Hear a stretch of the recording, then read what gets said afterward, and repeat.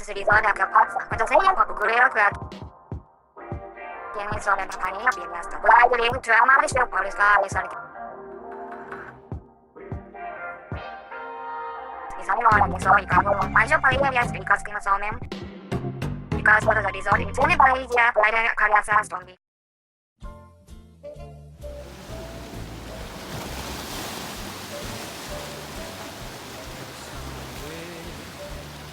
There's the beautiful ocean.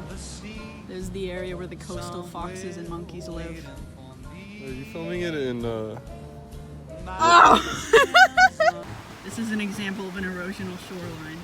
You know why they call it that? It's because the water, as you can see, it's eroding at the coast. Unlike a depositional shoreline, which is like a sandy beach and the sand is like deposited on it.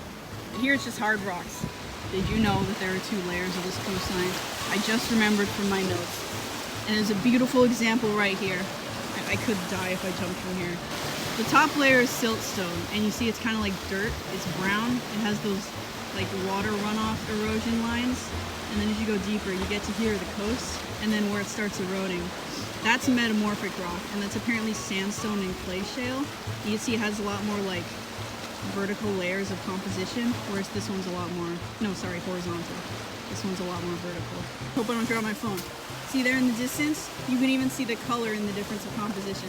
It's perfect layers. There's even like squares or something jutting out. See?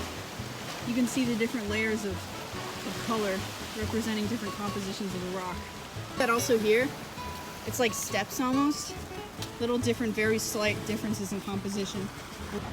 You can see these beautiful layers and how these ones are eroded way faster because they're near the bottom than these ones. And they could crumble at any time on top of me. One time I was walking down this shore and some rocks actually fell next to me and I thought I would die. Here's another thing I wanted to point out. It's pretty obvious, but I just want to point out the texture difference between rocks that are close to the land and rocks that get touched by the water a lot. They're all the way down there. So I'm gonna slap them and see how much it hurts. Ah! So what are you doing, slapping a rock? Are you filming? Yeah. Alright, we slapped the hard rock, it hurt. We're gonna slap the soft rock next to the ocean. It's kind of a spoiler, you know they're soft though. Didn't hurt as much. Kind of hurt? It's not draining. These are smooth because of water erosion. And now, you know why else they're smooth? Because plant life grows through this water. You can see, zoom in on this. Zoom in on this. The plants, brown algae, green algae, that's all that remains on this hell world.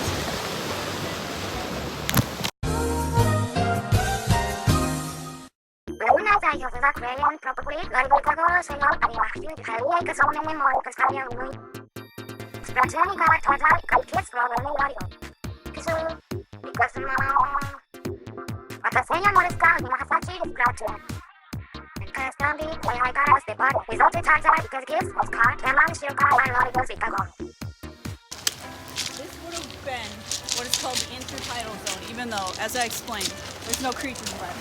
This video is kind of a bust.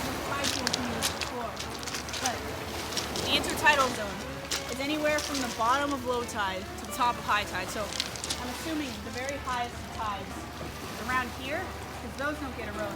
But these do, so I'd say it's around here. Plus, you can see the seaweed is washed in, meaning the water has at least had to come up here. Unless some freak is just like picking up seaweed and throwing it there. And I'd say the low point is over here to the side. Oh! It would be right around here. It can be, low tide is lower than the water level here, because I've been able to walk all over there before, but usually this is about as low as it gets. Some life remains, however. You see, these tiny holes, they weren't made by no wind or water. These are made by creatures that I might be stepping on by accident. I'm very sorry. Tiny snails, can you zoom in? Bring your camera over here. Tiny snails. These things, I believe they're called chitons. They're little shells that stick to the rock. You see, they bore little holes in the rock to be their home. How do you think this formed? Because I believe, personally, that, you see that? That break in the rock? I think some kind of corrosive material came through the rock, formed a little river, because you can see the whole line. Oh, there's crab!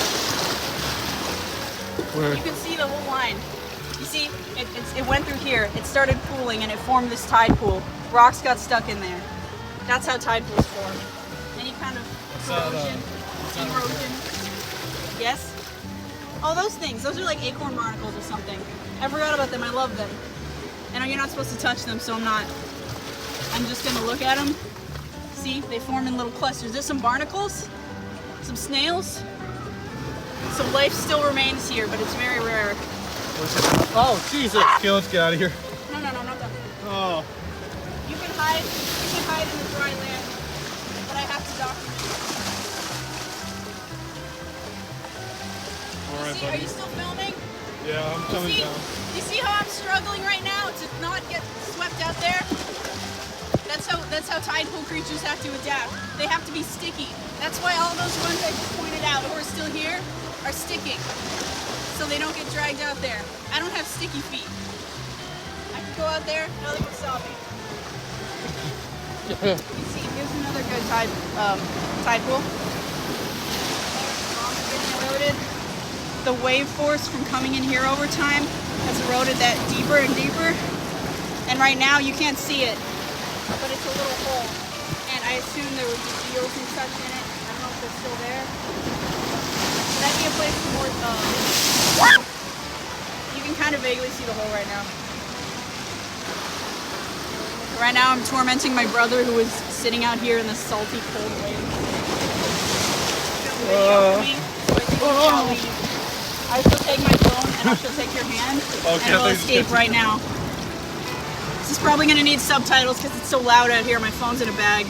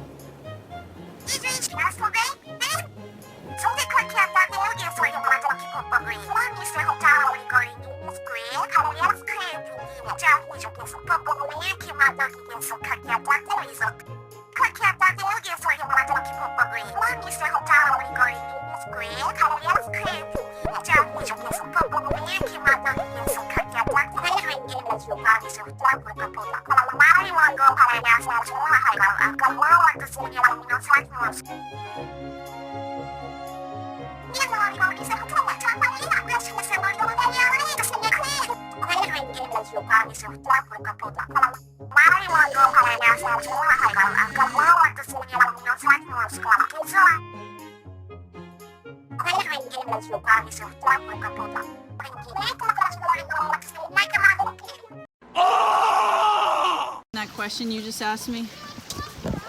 I'm wondering what all these green, bluish bits in the rock are. Well, you see, when rocks form, the difference between a mineral and a rock is that a mineral is like, it's uniform, it's all one thing, but a rock is made out of many minerals. So this rock, I'm not a geologist, but it could be made out of a lot of things. Maybe it's like, you know the Statue of Liberty is green? Maybe that's... Got a little bit of copper I'm just in it. kidding, that's stupid. I don't know. Maybe it's olivine because it's green. Sir. I'm doing my part. I'm a One good rock man. at a time. As you can see, the rocks that are further up there tend to be bigger. The rocks that get stuck over there, they don't move, so they'll always stay big. And they kind of get smaller as you go closer because those rocks, either they get eroded more or they're smaller, so they're easier to move back in as the waves pull back in. I also wanted to point out, maybe we can catch it in action. I'm gonna film until it does it.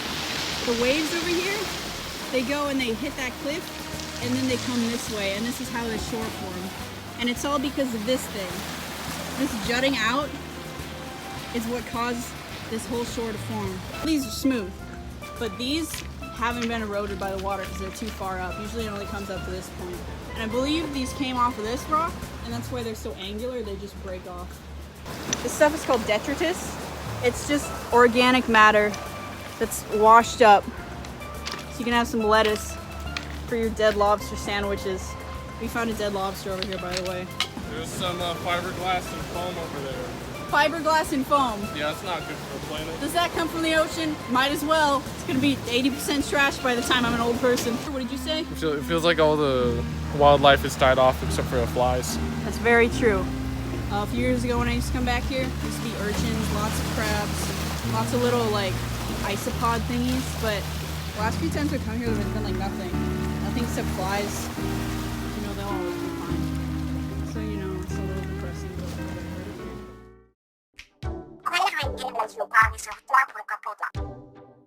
Kalau